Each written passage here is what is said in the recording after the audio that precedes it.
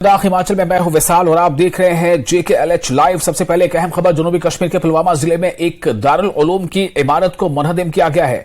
यह दारुल उलूम मुबैना तौर पर सरकारी जमीन पर तामीर किया गया था। यह वही दारुल उलूम है जहां मार्च 2022 में एक एनकाउंटर के दौरान 2 दहशतगर्द मार गिराए गए थे। उस वक्त एक मकामी दहशतगर्द आकिब मुश्ताक और एक गैर मुल्की दहशतगर्द मारे गए थे। मामले की NIA जांच कर रही है और इस सिलसिले में मदरसे के मुंतजिम को गिरफ्तार किया गया था। एनकाउंटर के बाद दारुल उलूम ने काम नहीं किया और NIA ने इसकी तलाशी ली। यह मदरसा चिवाकलां पुलवामा में कायम था।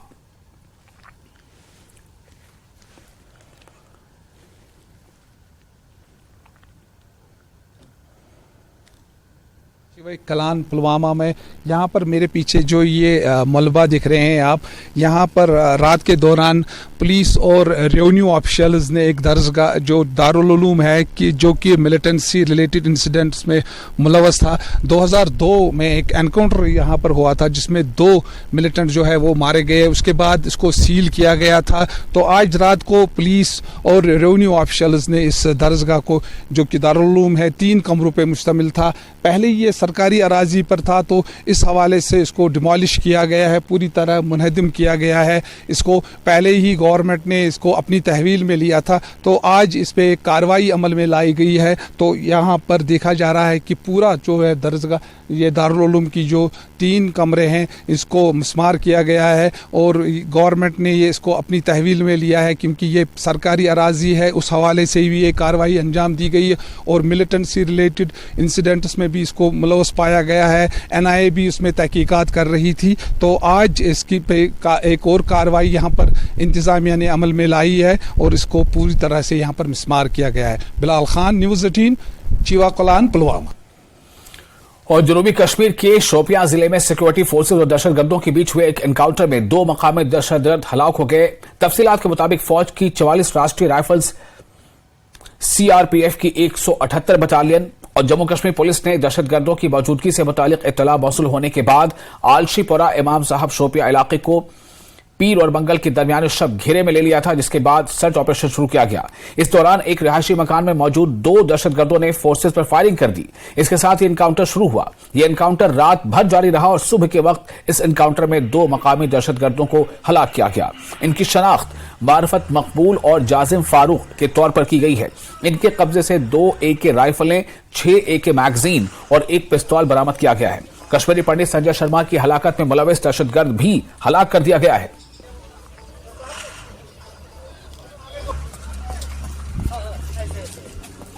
गुज़श्ता रात जम्मू कश्मीर पुलिस और सिक्योरिटी फोर्सेस को एक इत्तला मिली है कि आलशीपुरा नामी गांव जो इमाम साहिब में पड़ता है, वहां पे 2 मिलिटेंट छुपे हुए थे और रात के अंधेरे में, यानी कि रात के 1 बजे को ऑपरेशन को लॉन्च किया गया है।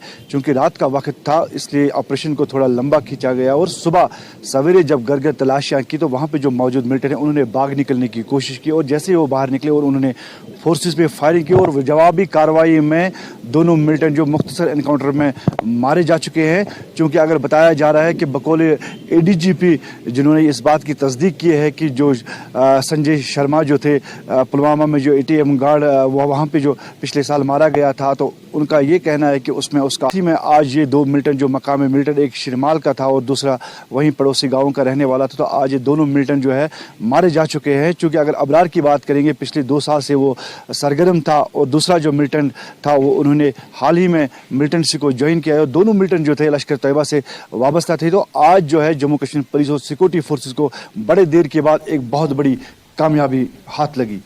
इरशाद मलिक, न्यूज़ 18 नेटवर्क, शोपियां। और रूट्स इन कश्मीर के तर्जुमान अमित रैना ने दहशतगर्द अबरार की हलाकत का खैर मकदम किया है। अमित रैना ने कहा कि कश्मीरी पंडितों की हिफाजत के लिए इकदाम करने की जरूरत है। आइन को बचाने के लिए अपोजिशन जमातों के एहतजाज पर अमित रैना ने कहा कि एहतजाज इसलिए किया जा रहा है क्योंकि इनकी सियासी दुकान बंद है। अमित रैना जी, जिस तरीके से अबरार ने सब कुछ किया था, अब खबर आ रही है कि उसको मार गिराया गया है। हाँ, एक सुखद समाचार मिला है सुबह सुबह कि जिस आतंकवादी ने संजय जी की हत्या करी थी उसे पुलिस ने एक एनकाउंटर में मार दिया है। मगर आज भी जो चिंता का विषय है कि जो एक नेटवर्क अवेलेबल है उनको और जो एक इकोसिस्टम अवेलेबल है उसको ध्वस्त करने में अभी समय लग रहा है।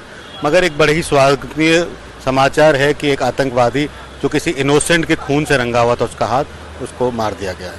आतंकवादी निर्दोष लोगों की हत्या करते रहेंगे और हमारे पुलिसकर्मी अपना कार्य तो कर रहे हैं, बेखौफ कर रहे हैं और आतंकवादियों को मौत के घाट उतार रहे हैं, मगर prevention is better than cure. जो प्रिवेंशन आज होनी चाहिए किलिंग्स को लेकर, वो बड़ी आवश्यक और अनिवार्य है। और जस्टिस सिस्टम अभी भी पेंडिंग है। इतने सारे मर्डर केसेस हैं जिसमें आज भी जो अक्यूज्ड हैं वो अभी भी जिंदा हैं, वो फास्ट ट्रैक करने की बड़ी आवश्यकता है। लेकिन दूसरी तरफ विपक्ष जो है वो साफ तौर पर ये कह रहा है कि कश्मीरियों के अधिकारों का हनन हुआ है।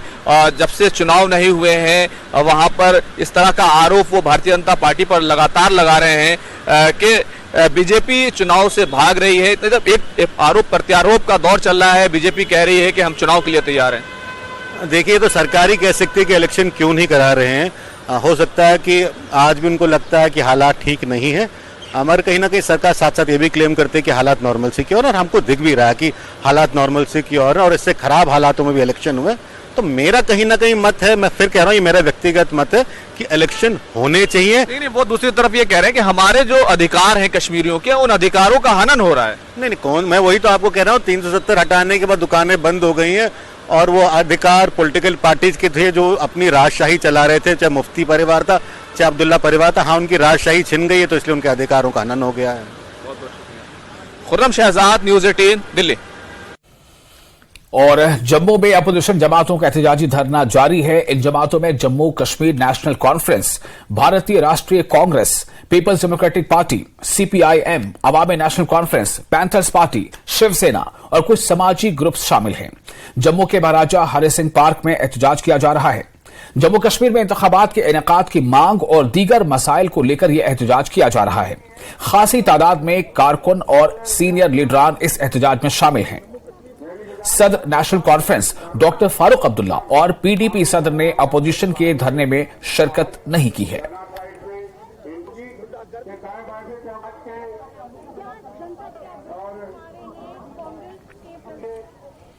राज्यसभा मेंबर गुलाम अली खटाना ने जम्मू में सियासी जमातों के एहतजाज पर रद्द-ए-अमल जाहिर करते हुए कहा कि जमहूरियत में हर एक को इजहार राय का हक हासिल है। हिंदुस्तान का आईन इजहार ख्याल और इजहार ख्याल की आजादी का हक देता है। भारतीय जनता पार्टी दुनिया की सबसे बड़ी पार्टी है। वो डेमोक्रेटिक वैल्यू पे बिलीव करती है और दुनिया का सबसे बड़ा लोकतंत्र होने के नाते यहाँ हर पॉलिटिकल पार्टी को अपनी बात रखने का हक है। कारगिल में जैसे नताइज सामने आए हैं और बीजेपी को काफी धक्का लगा वहां से, उस ज़िम्न में क्या कहना चाहेंगे आप कि कैसे लेते हैं उन सभी चीजों? नहीं, ऐसा नहीं है, धक्का नहीं होता है। हम इस इलेक्शन हम जीते हैं जहां हमारा ये विजन नहीं रहता, खासकर जो यूटीज हैं, जम्मू कश्मीर है, लद्दाख है, जो नॉर्थ ईस्ट है, इनके लिए यहाँ हमारा अमन जरूरी है। यहाँ इलेक्टोरल प्रोसेस जरूरी है। यहाँ लोकतंत्र को मजबूत करें, ये हमारे लिए इम्पोर्टेंट रहता है। बाकी हमने 6 टाइम ज्यादा वोट बढ़े हैं हमारे, और हमने 1 सीट से 2 सीटों पे भी आए हैं। इसमें लोगों का रहता है, लोग किसको वोट देते हैं, यही तो उनका जमहूरी राइट है। कश्मीर के लोग जो हैं खासकर वो ये जानते हैं कि हम इनकी पॉलिसी पे वो बिलीव नहीं करते। ये ब्लड शेड में इनके हाथ जो है खून से रंगे हुए हैं। गरीब के बच्चों को ये स्कूलों से रोकते थे, यहाँ कैलेंडर लगता था, अब वो बंद हो गया है। ये चाहते हैं यहाँ कैलेंडर लगे, ये चाहते हैं यहाँ टूरिज्म ना हो, ये चाहते हैं यहाँ इंटरनेशनल टूरिज्म ना आए। 30 साल के बाद यहाँ इंटरनेशनल टूरिज्म स्टार्ट हुआ है। यहाँ गरीब के घर में चूल्हा जलने लगा है। जहाँ गरीब का बच्चा खेल कूदता है कश्मीर में, आप जाइए ना, कहीं विजिट करिए। ये पॉसिबल नहीं था इनके, ये चाहते नहीं है। ये कुछ फैमिलीज, इन्होंने अनंतनाग के कश्मीरी के लिए भी कुछ नहीं करा, इन्होंने वहां की ओबीसी के लिए कभी कुछ नहीं करा, वहां के एसटी पहाड़ी के लिए कभी कुछ नहीं करा। जम्मू कश्मीर के लोग इनको जानते हैं। नेशनल कॉन्फ्रेंस जिला डोडा यूनिट की जानिब से हिल काउंसिल करगिल में शानदार कामयाबी को लेकर जश्न मनाया गया। नेशनल कॉन्फ्रेंस और कांग्रेस को लद्दाख में मिली कामयाबी के बाद जम्मू कश्मीर में नेशनल कॉन्फ्रेंस कारकुनान जश्न मना रहे हैं। नेशनल कॉन्फ्रेंस का कहना है कि जिस तरह से बीजेपी को लद्दाख में हार का सामना करना पड़ा है, उसी तरह उसे जम्मू कश्मीर में आने वाले इलेक्शन में शिकस्त मिलेगी।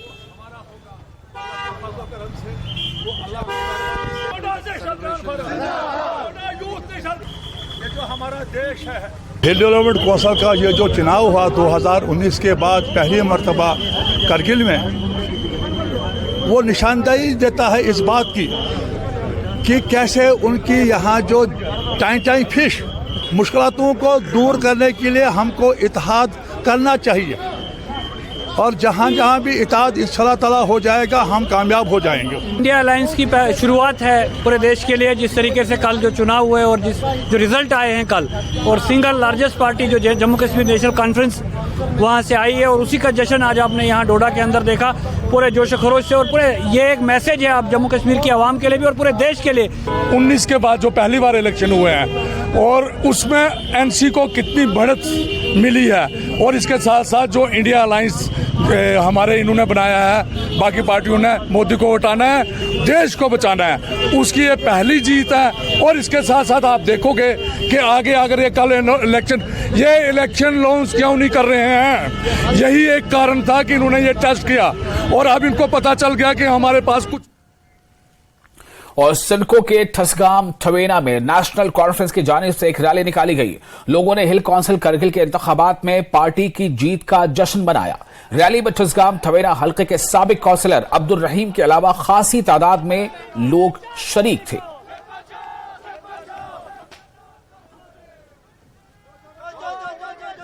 तो इस जीत में आपको कैसे चैलेंज करना पड़ा? दोनों ये जो सीट था बहुत चैलेंजिंग सीट था मेरे लिए, क्योंकि मैं खुद नया था और मेरे जो पुराने काउंसलर थे वो पिछले 15 साल से, उससे पहले भी, और एक काउंसलर जो मेरे साथ इस इलेक्शन में था, कांग्रेस के जो काउंसलर ये थे, कैंडिडेट थे।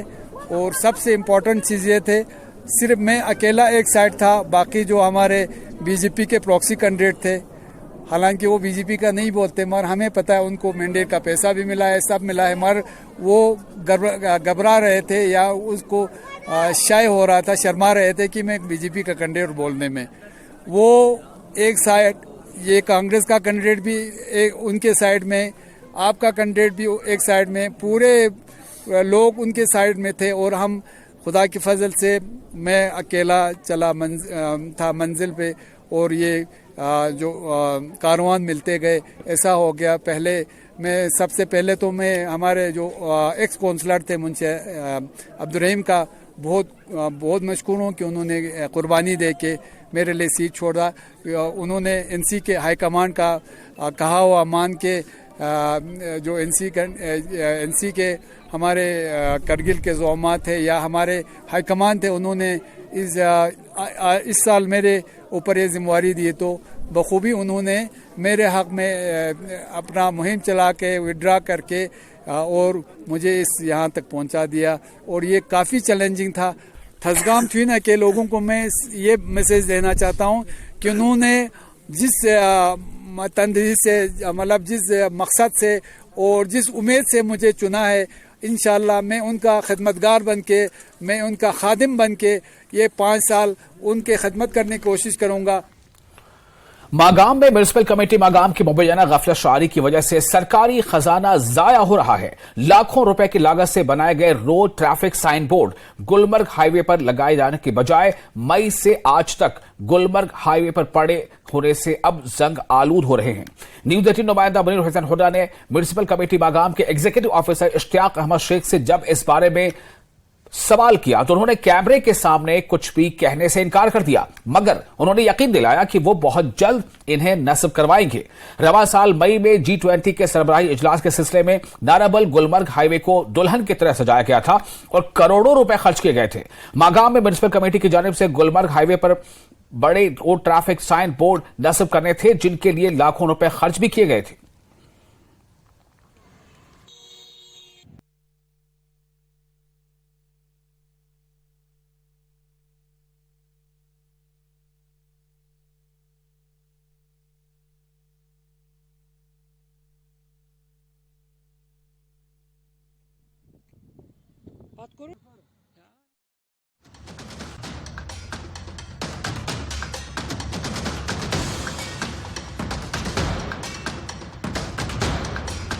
जिस तरह पूरे कश्मीर में डेवलपमेंट हो, इसी तरह जब गुलमर्ग में G20 मीटिंग का जो सिलसिला हुआ था और उसको लेकर नागपुर से गुलमर्ग जो हाईवे है उसको, इस हाईवे को दुल्हन की तरह सजाया गया था और मुख्तलिफ जगह पे डेकोरेशंस, मैग्डमाइजेशन हुई है। ताहम बदकिस्मती से ये है कि मेरे पीछे ये आप जो बोर्ड देख रहे हैं मागाम का, और ये तब से लेकर आज तक ये बोर्ड न लगा है। जिस तरीके से G20 की मीटिंग जो है फिर गुलमर्ग में नहीं हुई है, उसको मनसूख किया गया था और उसके बाद यहाँ ये बोर्ड जो है ये लगाने थे, यहाँ पे नस्ब करने थे, और तब से लेकर ये आप जंग आलूदा हो रहे हैं। और ये गवारा नहीं हुआ है फिर डिपार्टमेंट की तरफ से कि ये बोर्ड यहाँ पे लगाए जाएं, ताकि जिस मकसद के लिए उनको बनाया गया था और वो मकसद पूरा हो। और ये आप देख सकते हैं, ये तब मई के महीने से लेकर आज तक करीबन 5 महीने हो गए हैं, और तब से लेकर आज तक ये यहाँ पे ये पैसा ज़ाया हो रहा है और ये जंग आलूदा हो रहा है। और ये सारा काम, और सिर्फ यहाँ पे इस सड़क पे, इस गुलमर्ग, ये जो गेटवे आप गुलमर्ग है मागाम, और यहाँ पे इस म्यूनसिपल कमेटी मागाम का ये बोर्ड जो है ये चश्मा करना था और करोड़ों लाखों रुपए की यानी पैसे की वजह से इसको बनाया गया था, मगर आज तक ये नहीं हो पाया। आप देख सकते हैं तस्वीरों में किस तरह ये यहीं पे नहीं बल्कि मागाम के उस साइड में भी वहाँ पे इसी तरह ये जो बना हुआ बोर्ड है और यहाँ पे ये पड़ा हुआ है। और आज तक म्यूनसिपल कमेटी मागाम ने ये गवारा नहीं किया है कि इसको यहाँ पे नस्ब किया जाए, उसको लगाया जाए। ज़रूरत है कि इस बोर्ड को यहाँ पे लगाने की ज़रूरत है, और इस सिलसिले में जिस मकसद के लिए ये पैसा खर्च किया गया है, सरकारी पैसा, यानी सरकारी खजाने से ये जो पैसा जो जिस तरीके से जिस मकसद के लिए बना, उस मकसद को पूरा करने की ज़रूरत थी, मगर नहीं हो पाया। आज 5 महीने हो गए हैं G20 की समिट ख़त्म होने को, मगर उसके बावजूद ये काम जो है अधूरा है और ये काम यहीं पे पड़ा हुआ है। न्यूज़ 18 जम्मू कश्मीर के लिए मैं मागाम से मुनीर हुसैन हुर्रा। और इस्लामिया कॉलेज श्रीनगर ने असर हाजिर की आलमी तब्दीलियों और चैलेंजेस में ख्वातीन की क़यादत के मौजू पर 2 रोज़ा कौमी सतह की कॉन्फ्रेंस का इनेकाद किया। इफ्तिताही सेशन में पद्मश्री प्रोफेसर पम राजपूत और पद्मश्री डॉक्टर नीरजा मट्टू के अलावा professor doctor Yasmeen Ishai, director colleges higher education professor Sheikh Ejaz Bashir, nodal principal Kashmir division और कई कॉलेजेस के प्रिंसिपल्स ने शिरकत की। स्टाफ और स्टूडेंट्स की बड़ी तादाद इस मौके पर मौजूद थी।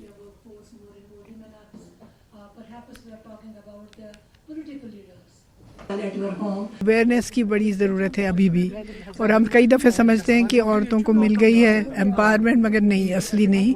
मगर इससे अच्छा होता है कि थियरी भी पता लगती है, दुनिया में क्या क्या प्रैक्टिसेस हैं, कैसे कर रहे हैं वो लोग, एक दूसरे से सीखते हैं, आइडियाज़ एक्सचेंज करें और सीखें एक दूसरे से, और नए नए तरीके सीखें जिससे विमेन एम्पावरमेंट हो सकती है। About women in leadership roles, contemporary times में चेंजेस क्या आई हैं ओवर द इयर्स और चैलेंजेस क्या हैं। हम एडवोकेट करते हैं बार बार, see when we talk about women emancipation, women empowerment, हम कहते हैं औरतों की एजुकेशन बहुत इंपॉर्टेंट है, लेकिन एजुकेशन करके वो डिफरेंट रोल्स में आती हैं, लेकिन मैनेजरियल पोजीशंस में नहीं आती हैं, मतलब लीडरशिप रोल्स को नहीं लेती हैं। तो औरतों को मोटिवेट करते हैं, वर्ल्ड स्टैटिस्टिक्स देखते हैं औरतें लीडरशिप रोल्स पे कितने वाइस चांसलर्स हैं, कितने रजिस्ट्रार्स हैं, अगर हम एकेडमिक्स की बात करें कितनी सीईओज हैं, ऑनरेबल प्रेसिडेंट हमारी औरत हैं। इस्लामिया कॉलेज में हम एक पहल करेंगे जहां हम रियली वुमेन एम्पावरमेंट की तरफ आगे चलेंगे। Recently we saw our country has launched Chandrayaan and then a mission to solar mission, and in that solar mission we saw a lady belonging to Tamil Nadu. She was the leader of that mission which has been launched to sun. And हम समझ सकते हैं कि भाई हमारे जो आजकल female folk है, they are taking part in each and every activity. The conference is regarding the share of women in governance and every other facet of the society, and it's expected that there will be a very good outcome from this conference, because it's a 2-day conference. It has 3 technical sessions spread over 2 days, and it's expected there will be some good outcomes which will be sent to the government for further movement on this important issue. Congress के senior leader professor Ismail आशना ने बांडीपुरा में बिजली की गैर एलानिया कटौती पर तशवीश का इजहार किया है। उन्होंने महकमे बिजली से मुतालबा किया है कि वो लोगों को मुनासिब बिजली की फराहमी को यकीनी बनाए। प्रोफेसर आशना का कहना था कि अगर महकमे को बिजली की दस्तयाबी के हवाले से कोई दुश्वारी दरपेश है तो उन्हें बिजली की फराहमी के हवाले से एक नया शेड्यूल जारी करना चाहिए।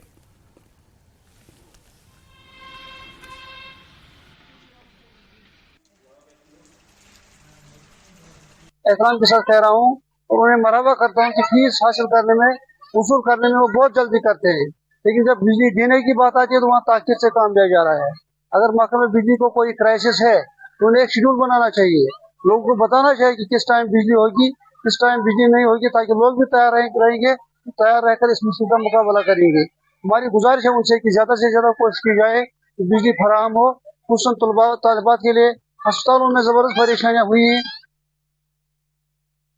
और बनकोट ब्लॉक में संकल्प सप्ताह समावेश समारोह मुहिम के आखिरी दिन मुख्तलिफ महकमों की जानिब से स्टॉल लगाए गए, लोगों को मुख्तलिफ स्कीमों के बारे में जानकारी दी गई।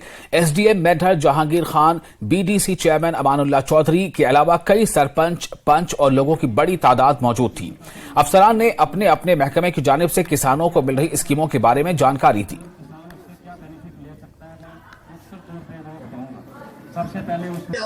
ये आज इस प्रोग्राम का ये आखिरी दिन है हफ्ते का, जिसमें ये संकल्प सप्ताह समावेश समारोह जो है मनाया जा रहा है। उसमें ये हमने एज ए हार्टिकल्चर डिपार्टमेंट की तरफ से रिप्रेजेंट हुए हैं, जिसमें आपने हमारा ये लोकल प्रोड्यूस जो यहाँ पे फ्रूट होता है वो स्टॉल पे आपने देखा होगा। तो इसमें लोगों को जो है वो डिटेल अवेयरनेस जो है हॉर्टिकल्चर डिपार्टमेंट की तरफ से जो गवर्नमेंट ऑफ इंडिया की स्पॉन्सर स्कीम्स हैं या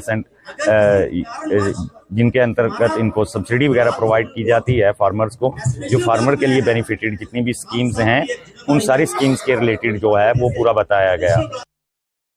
बीजेपी युवा मोर्चा के सदर अरुण प्रबत ने कहा है कि ये खुशी का लम्हा है कि एशियन गेम्स में हिंदुस्तान ने 107 तमगे जीते हैं। उन्होंने कहा कि खेलों के शोबे में वजीर आजम नरेंद्र मोदी की क़यादत में होने वाली तरक्की का यह नतीजा है। तमाम खिलाड़ियों ने हिंदुस्तान का सर फख्र से ऊंचा किया है। उन्होंने कहा कि खेलो इंडिया एक ऐसी तहरीक है जिसने टैलेंट को बाहर लाने का काम किया है। क्योंकि ये बड़ी खुशी की बात है कि भारत ने 107 मेडल्स लाकर के एशियन गेम्स के अंदर भारत के हर व्यक्ति को गौरवान्वित किया है। और जिस तरीके से भारत नेशनल और इंटरनेशनल गेम्स के अंदर अच्छा प्रदर्शन करके भारत को स्पोर्ट्स इंफ्रास्ट्रक्चर और स्पोर्ट्स के क्षेत्र के अंदर ऊपर उठाने का काम कर रहा है, वहीं पर भारत की सॉफ्ट पावर इस स्पोर्ट्स के माध्यम से बढ़ती जा रही है। सभी भारतवासियों को गौरवान्वित किया है। और वहीं पर जम्मू कश्मीर के अंदर चाहे वो सूर्य भानु प्रताप सिंह हो, चाहे वो शीतल कुमारी हो किश्तवाड़ के दूरदराज क्षेत्र की, और ऐसे कई स्पोर्ट्स पर्सन्स हैं, चाहे वो चैन सिंह हो जिन्होंने ओलंपिक्स और इंटरनेशनल गेम्स के अंदर भारत का नाम रोशन किया है। तो मैं जहां पर भारत के वासियों को और स्पोर्ट्स पर्सन्स को बधाई देता हूं, वहीं पर देश के यशस्वी प्रधानमंत्री जी का धन्यवाद करता हूं और उनको विशेषकर बधाई देता हूं। और इस साल फरवरी में पुलवामा के अच्छन गांव में कश्मीरी पंडित सिक्योरिटी गार्ड संजय शर्मा के कत्ल में मुलव्विस दहशतगर्द अबरार को हलाक करके सिक्योरिटी फोर्सेज ने एक बड़ी कामयाबी हासिल की है। संजय शर्मा की अहलिया सुनीता देवी और उनके बच्चे खुश हैं कि आज उन्हें इंसाफ मिल गया है। सुनीता देवी ने कहा कि वो और उनके मासूम बच्चे इस दिन का इंतजार कर रहे थे। आज हमारे साथ हैं इस वक्त सुनीता जी। आज हमने ही ये जो खबर दी थी, क्या कहेंगे? इस घड़ी का इंतजार कर रही थी, कितना दर्द आपने झेला और क्या कहेंगे? सर, मैं सिक्योरिटी फोर्सेस का ये बहुत बहुत शुक्रिया अदा करना चाहती हूँ। जो बेगुनाह किसी को कभी मारना नहीं चाहिए, बेगुनाह उनको मार गिराया। मुझे यही दुख था, जिसने बेगुनाह मेरे हस्बैंड को मारा उस कातिल को भी मारे तो मेरे बच्चे तड़फ रहे थे जैसे मैं तड़फ रही थी, दर दर की ठोकरें खा रहे थे हम। मैं सिक्योरिटी फोर्सेस का यही शुक्रिया अदा करती हूँ कि आज उनने मेरे कातिल को मार गिराया। चलो मुझे भी थोड़ी सी दिल में शांति मिली। जो मेरा कातिल था बेगुनाह उनको मार गिराया था, उनको मारा था। एक वो बीमार शख्स थे, उनकी कोई गलती कोई कुछ नहीं था। अगर गुनाहगार भी हो कभी किसी को सर ऐसे मारना नहीं चाहिए। इंसान मारना अच्छा नहीं होता है। इंसानियत बड़ी चीज है कि किसी को एक जानवर को मारते हैं कितना दुख होता है, फिर एक इंसान को मारना अच्छा नहीं लगता है। मैं सिक्योरिटी फोर्सेस का गवर्नमेंट का बहुत बहुत शुक्रिया अदा करती हूँ। मैं 7-8 महीने से यही वेट कर रही थी सर कि मुझे यही दुख था कि मेरा कातिल भी सामने आए। मेरे इतने छोटे छोटे बच्चे ये भी अपने बाप के लिए तड़फ रहे हैं। इतने छोटे बच्चों से बाप छीनना कोई आसान बात नहीं है। मैं नहीं चाहती हूँ कि बेगुनाह हर एक बंदे को मारो। हाँ, जो कातिल है उसको मारो, बेगुनाह किसी को नहीं मारना चाहिए। सर, बाकी बहुत बहुत शुक्रिया अदा करती हूँ मैं सिक्योरिटी फोर्सेस का, बहुत तहे दिल से धन्यवाद करना चाहती हूँ। और इसके साथ ही इस बुलेटिन में फिलहाल इतना ही, लेकिन न्यूज 18 JK LH पर लगातार बड़ी और अहम खबरों का सिलसिला जारी रहेगा।